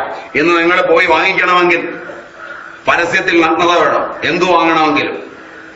അത് വെച്ചിട്ടായിരുന്നു നിങ്ങളുടെ സീരിയൽ വഴിയും ചാനൽ വഴിയും എല്ലാം വിൽക്കുന്നത്. നിങ്ങൾ ഇന്ന് കാണുന്ന എല്ലാ സീരിയലുകളും, എല്ലാ മാസികാപത്രങ്ങളും, എല്ലാ സാധനങ്ങളും ഇതുകൊണ്ടാണ് വിൽപ്പന. നിങ്ങളുടെ സിനിമകൾ മുഴുവൻ തന്നെ ഈ വഴിയിലായിരുന്നു കച്ചവടം. പുറത്തേക്ക് ഇറങ്ങിയാൽ വഴിയിലേക്ക് മുഴുവൻ ഇതാണ്. ഒരു രാജ്യത്തിന്റെ സംസ്കാരമില്ലായ്മ മാത്രമല്ല, ആരോഗ്യഹീനതയാണ് അത് കാണിക്കുന്നത്. മാനസികാരോഗ്യം തകർന്ന് ശാരീരികാരോഗ്യം തകർന്ന ഒരു തലമുറയുടെ വിലക്ഷണമായ ജീവിതമാണ് നിങ്ങൾ ഇന്ന് പറയുന്നത്. പഴയ കാലത്ത് ആരോഗ്യമുണ്ടായതും 15ഓളം പിള്ളേരെ പ്രസവിച്ചതും ഉത്തമമായി ജീവിച്ചതും വാർദ്ധക്യം വരെ സന്തോഷത്തോടെ കുടുംബം പുലർത്തിയതും എങ്ങനെയായിരുന്നുവെന്ന് ആ കൈവക്കിയ ആളുകളൊന്ന് ആലോചിച്ചു നോക്ക്. അവർക്ക് 18 വയസ്സാവുമ്പോൾ ആ കൈവക്കിയ മാന്യന്മാർക്കും മഹിളകൾക്കും 18 വയസ്സെത്തുമ്പോൾ പോലും അവരുടെ തന്തയും തള്ളയും എങ്ങനെ കുടുംബജീവിതം നയിച്ചു എന്ന് അറിഞ്ഞിരുന്നില്ല. ശരിയാണോ? പുരുഷൻ മുമ്പേ പോയാൽ സ്ത്രീ ഒരു 10 അടി പുറകെ കുച്ചിനെയൊക്കെ എടുത്ത് പോകുമ്പോൾ ഇവര് തമ്മിൽ ഒരു പരിചയമുണ്ടെന്ന് തോന്നുകയില്ല. എന്താ വീട്ടിൽ മൂത്ത പിള്ളേരൊക്കെ നടക്കുമ്പോൾ ഈ തന്തയും തള്ളയും തമ്മിൽ എന്തെങ്കിലും പരിചയമുണ്ടെന്ന് തോന്നുകയില്ല. പിള്ളേരുടെ മുമ്പിൽ വെച്ച് അണചേർന്നിരുന്നില്ല, പിള്ളേരുടെ മുമ്പിൽ വെച്ച് കെട്ടിപ്പിടിച്ചിരുന്നില്ല, ശൃംഗാരം കാണിച്ചിരുന്നില്ല. ഇന്ന് ബസയിലും കാറിലും വഴിയിലും എല്ലാം ഈ വൃത്തികേട് കാണിച്ച് നിങ്ങൾ നടക്കുമ്പോൾ നിങ്ങൾ ആന്തരികമായി അകലുക മാത്രമാണ്. സ്നേഹമെന്ന് പറയുന്നത് ആന്തരികമായി ഇന്നില്ല. ലോകത്ത് പ്രദർശിപ്പിക്കാൻ വേണ്ടിയുള്ളതാണെന്ന് നിങ്ങൾക്ക് ഈ ജീവിതം. ശരിയല്ല, ശരിയല്ല, ശരിയല്ല. അപരിചിതയായ സ്ത്രീയും അപരിചിതനായ പുരുഷനും 90-100 കൊല്ലം ജീവിച്ചിട്ട് പരസ്പരം പിരിയാൻ ഒരിക്കലും ആഗ്രഹിക്കാതെ, പഞ്ചാബത്ത് പറയാതെ, ഡൈവോഴ്സ് നോട്ടീസ് ഇല്ലാതെ മക്കളോടൊപ്പം സ്നേഹമായി ജീവിച്ചുവെങ്കിൽ ഇന്ന് നിങ്ങൾ മാന്യമായ വിദ്യാഭ്യാസമുള്ള മാന്യമായ വിദ്യാഭ്യാസമുള്ള ചെക്കൻ വിവാഹം കഴിക്കാൻ തീരുമാനിച്ചാൽ അച്ഛനും അമ്മയും രണ്ട് സൈഡിലുമുള്ളവർ പ്രൈവറ്റ് ഡിറ്റക്റ്റീവിനെ വരെ വെച്ചാണ് ആലോചന നടത്തുന്നത്. ഇതും കഴിഞ്ഞ് വിവാഹം നിശ്ചയിച്ചാൽ ഇന്റർനെറ്റിൽ ചാറ്റിംഗ്, മൊബൈൽ ഫോണിലൂടെയുള്ള മണിക്കൂറുകളോടുള്ള വർത്തമാനം. ശരിയുണ്ടോ? ശരിയുണ്ടോ? കള്ളവല്ലേ പറയുന്ന മുഴുവൻ. ഇതെല്ലാം കഴിഞ്ഞ് രണ്ടുപേരും തന്തയുടെയും തള്ളയുടെയും അനുമതി മേടിച്ച് ഹോട്ടലിൽ പോയിരുന്ന് തീറ്റ, സ്വപ്നങ്ങളുടെ കൈമാറൽ. ശരിയല്ലല്ലോ? ഫ്ളാറ്റ് അല്ലെങ്കിൽ ബംഗ്ലാവ്, സ്ത്രീധനം, കാറ് എവിടെ സഞ്ചരിക്കാൻ ഏറ്റവും കൂടിയ തരം കാറ് പെണ്ണിന്റെ തന്ത മേടിച്ചു കൊടുത്തത്, അമ്മാവ് മേടിച്ചു കൊടുത്ത ഫ്ളാറ്റ്, കൈ നിറച്ച ആഭരണം, കാല് നിറച്ച ആഭരണം, കഴുത്ത് നിറച്ച ആഭരണം, സ്ത്രീധനം വേറെ, ബാങ്ക് ബാലൻസ് ആയിട്ട്. ഇത്രയും കിട്ടി കല്യാണം കഴിഞ്ഞ് ബന്ധുക്കളെ ആരെയും നോക്കണ്ട, സഹോദരങ്ങളുടെ പിള്ളേരുടെ തീട്ടം എടുക്കണ്ട, ഇതൊന്നും വേണ്ട. രണ്ടുപേർക്ക് മാത്രമായിട്ട് ഈ ബംഗ്ലാവിൽ താമസിച്ചാൽ മതി. കല്യാണം കഴിഞ്ഞ് 2-ാം ദിവസം മുതൽ അടിയാ തുടങ്ങുന്നത്. അത്രയും മാനസികാരോഗ്യം നശിച്ച തലമുറയാണ് നിങ്ങൾ വിദ്യാഭ്യാസമുള്ളവരെന്ന്. നിങ്ങൾ അടുത്ത തലമുറയ്ക്ക് മാതൃക കാണിച്ചു കൊടുക്കാൻ വിദ്യാഭ്യാസമുള്ളവനെ വിശ്വസിക്കാൻ കൊള്ളില്ലെന്നാണ് ഞാൻ ഈ പറഞ്ഞതിന്റെ അർത്ഥം. നല്ലൊരു ഉള്ളിൽ തട്ടി കേട്ടിട്ട് പോയാൽ മതി. രാവിലെ ഇത് കേൾക്കാനായി വെളുപ്പിനെ വണ്ടി പിടിച്ചു വന്നത്. മരുന്ന് മേടിക്കുന്നതിനേക്കാൾ മരുന്ന് എഴുതാൻ 2 മിനിറ്റ് മതി. നിങ്ങൾ മരുന്ന് കഴിച്ചാൽ അവിടെ ശരിയാവും.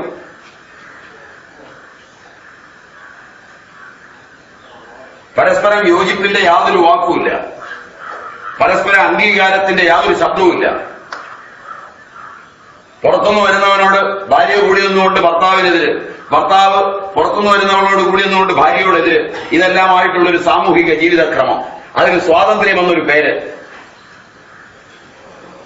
അരക്ഷിതമായ ജീവിതം നിങ്ങൾക്കും കുട്ടികൾക്കും നിങ്ങളുടെ കുടുംബത്തിനും ഉണ്ടാക്കുന്ന രോഗങ്ങളും ചുമന്ന് ഉള്ള ആശുപത്രിയിലെ മരുന്ന് മേടിച്ച് കഴിച്ചാൽ പോരാ, മനസ്സാരോഗ്യമുള്ളതാകണം.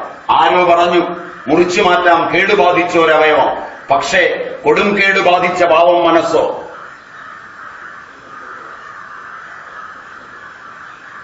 ശരിയല്ലല്ലോ, ശരിയല്ലല്ലോ.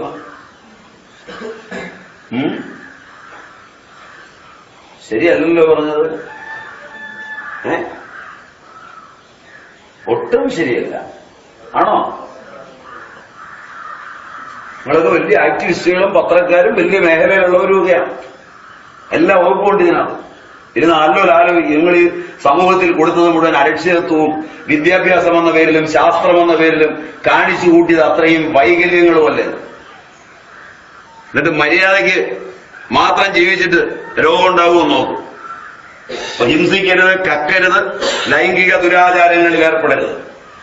ഇവിടുത്തെ മരുന്ന് കഴിക്കുമ്പോൾ ഒറ്റ സീരിയൽ പോലും കാണരുത്, ഒരു മാസികാപത്രവും വാങ്ങിക്കരുത്, അറിവ് തരുന്നതല്ലാത്തത്. വികലമായ പുറംചട്ടയും അതിനകത്ത് എഴുതി വെച്ചിരിക്കുന്നതൊക്കെ വൃത്തികേട്, അത് വായിച്ച് ആസ്വദിക്കുമ്പോൾ ഹോർമോണുകളെല്ലാം ഒഴുകി വരുന്ന ഒരു സമയത്ത് ഈ മരുന്നെല്ലാം കൂടെ വാരി നിന്ന് രോഗം മാറില്ല. മര്യാദയ്ക്ക് അറിവുണ്ടാകുന്നത് വായിക്കാനും മര്യാദയ്ക്ക് ജീവിക്കാനും പറ്റുന്നവൻ മരുന്നിന് നിൽക്കുക.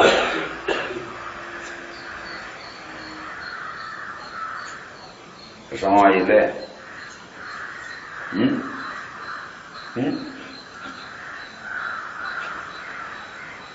മനസ്സിലാകുന്നില്ലെന്നാണ് എനിക്ക് തോന്നുന്നു. മനസ്സിലാകുന്നുണ്ടെങ്കിൽ ഇപ്പൊ സ്ഥലം വിട്ടേ. കാരണം ഇങ്ങനെ ജീവിക്കാൻ പറ്റില്ലെന്ന് ആർക്കും അറിയാൻ മേലത്. ഇപ്പൊ തന്നെ സ്ഥലം വിട്ടേനെ. സ്ഥലം വിടാത്ത പുരുഷന്മാർ സൂക്ഷിക്കുന്നത് നല്ലതാണ്. നിന്റെ തള്ളയെ കൊണ്ട് പറയിപ്പിക്കാവുന്നതൊക്കെ പറയിപ്പിച്ചിട്ട് മതിയാകാതെ രാവിലെ ഇവനെ കൊണ്ട് പറയിപ്പിക്കാൻ വണ്ടിയും പിടിച്ച് നീ എന്നെ കൊണ്ട് നിനക്ക് ഞാൻ വെച്ചിട്ടുണ്ട് 2 എണ്ണം വീട്ടിലോട്ട് ചെയ്തിട്ടെ എന്ന വട്ടി കുറെ പെണ്ണുങ്ങൾ ഇരിപ്പുണ്ട്. സൂക്ഷിച്ചാൽ ദുഃഖിക്കേണ്ടി വരികയില്ല. ശരിയല്ലേ? ശരിയല്ലേ? രാവിലെ ഇവനെന്നെ നിർബന്ധിച്ചത്. ഞാൻ ആലോചിക്കുകയും ചെയ്തു ഇവിടെ പോണമെന്ന് പറഞ്ഞ് ഇവൻ നിർബന്ധിച്ചത് എന്തിനാണ്? നിനക്ക് ഞാൻ വെച്ചിട്ടുണ്ടടാ എന്നോട്ടി പല പെണ്ണുങ്ങളും പലരും നേരത്തെ പിടിച്ചോണ്ട് പോയാൽ 2 അടി കുറച്ച് വാങ്ങിക്കും. അത്രയും വേണ്ടല്ലേ? ഇത്രയൊക്കെ പറഞ്ഞില്ലെങ്കിൽ എനിക്കൊരു സുഖമില്ല.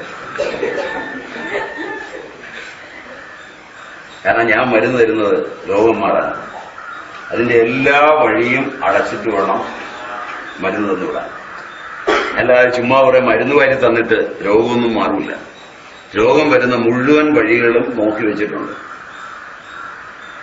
ഹിംസിക്കരുത്, കക്കരുത്, ലൈംഗിക ദുരാചാരങ്ങളിൽ ഏർപ്പെടരുത്. ആഹാരം കഴിക്കുമ്പോഴല്ലാതെ ആഹാരത്തിന്റെ ചിന്തയും ആഹാരത്തിന്റെ മണമടിക്കലും ഉണ്ടാവരുത്. കേരളം എന്ന് പറയുന്നത് ആരോഗ്യം പൂർണ്ണമായി തകരാൻ ബേക്കറികളുടെയും ഹോട്ടലുകളുടെയും നാടാണ്. വറക്കുകയും പൊരിക്കുകയും കാണുകയും കേൾക്കുകയും ഒക്കെ ചെയ്യുമ്പോൾ ഉമിനീരുണ്ടാവും, പുറകെ പാൻക്രിയാസിന്റെ സ്രവം ഉണ്ടാവും, പുറകെ പൈലുണ്ടാവും, പുറകെ ചെറുകുടൽ ദ്രാവകം ഉണ്ടാവും. 20 ലിറ്ററോളം ഒരു ദിവസം പുറപ്പെടുന്ന ഈ ദ്രാവകങ്ങൾ ഓരോ ആഹാര ചിന്തയിലും പുറപ്പെടുമ്പോൾ ആഹാരമില്ലാതെ കണ്ടീഷൻഡ് റിഫ്ലക്സിൽ പുറപ്പെടുന്ന ഈ ദ്രാവകങ്ങൾ കുടലിന്റെ ഭിത്തിയെ തന്നെയാണ് തിന്നുന്നത്. ആഹാരം തുറന്നു വയ്ക്കരുത്, ആഹാരം പ്രദർശിപ്പിക്കരുത്, ആഹാരം വീട്ടിലെ തീന്മേശയ്ക്ക് മുമ്പിൽ എപ്പോഴും കൊണ്ട വയ്ക്കരുത്, കയറുമ്പോഴും ഇറങ്ങുമ്പോഴും തിന്നരുത്. സമയത്തിരുന്ന് കഴിക്കണം, തൃപ്തിയായി കഴിക്കണം. ഒരു ആഹാരം കഴിച്ചാൽ 3 മണിക്കൂർ കഴിയാതെ ഒരു ഫോർമാലിറ്റിയിലും വേറൊരു ആഹാരം കഴിക്കരുത്. 6 മണിക്കൂറിൽ കൂടുതൽ ഏത് ഉപവാസമായാലും പട്ടിണി ഇപ്പൊ ഇരിക്കരുത്. രോഗമുള്ളപ്പോൾ ഏത് ചികിത്സക്കാരൻ പറഞ്ഞാലും ആര് പറഞ്ഞാലും ഉപവസിക്കരുത്. കാരണം ഉപവസിക്കുമ്പോൾ ഉമിനീർ പുറപ്പെടും, അല്ലെങ്കിൽ അത് തുപ്പിക്കളയണം. ഉമിനീര് തുപ്പിക്കളഞ്ഞാലും പോരാ, പുറപ്പെട്ട് ഉമിനീരിനൊപ്പം പാൻക്രിയാസിന്റെ സ്രവം പുറപ്പെടും. എല്ലാ ആധ്യാത്മിക ജീവികളും ആ അഭ്യാസവും ഈ അഭ്യാസവും ഒക്കെ കാണിച്ചു എന്ന് പറയുന്നവരുടെ മിക്കവാറും പേരുടെ കുടലെല്ലാം വെട്ടിയൊട്ടിച്ചതാ. അവർ ആശുപത്രിയിൽ പോകുന്നതൊക്കെ രഹസ്യമായിട്ടാണെന്ന് മാത്രം. മനസ്സിലായില്ല? ശരീരത്തിന് അതിന്റെ ഒരു ധർമ്മമുണ്ട്. അതിന്റെ ധർമ്മത്തെ നിയന്ത്രിക്കാൻ പഠിച്ചൊരു മനസ്സുണ്ടായിട്ടേ ഉപവസിക്കാവൂ. ഉപവാസമൊന്നും എല്ലാവർക്കും ഉള്ളതല്ല. അതൊക്കെ പഴയ കാലത്ത് അതിന്റെ മാർഗങ്ങൾ തേടിയ മര്യാദാമസൃണമായി ജീവിച്ചവർക്കുള്ളതാണ്. മതത്തിന്റെ ചടങ്ങാണെന്ന് പറഞ്ഞ് എല്ലാ ഉപവാസവും വലിച്ചു തലയെ വെക്കരുത്. വെക്കുന്നതിന് മുമ്പ് ആദ്യം മനസ്സിനെ നല്ലപോലെ തന്റെ വരുതിയിൽ കൊണ്ടുവന്നിട്ടേ ഉപവസിക്കാവൂ. 6 മണിക്കൂറിൽ കൂടുതൽ പട്ടിണിയിരിക്കരുത്. 3 മണിക്കൂറിൽ ഉള്ളിൽ എന്ത് ഫോർമാലിറ്റിയിലും ഭക്ഷണം രണ്ടാമത് കഴിക്കരുത്. ഇത് രണ്ടും കൃത്യമായി പാലിക്കണം ഇവിടുന്ന് മരുന്ന് വാങ്ങിക്കുന്നുണ്ട്.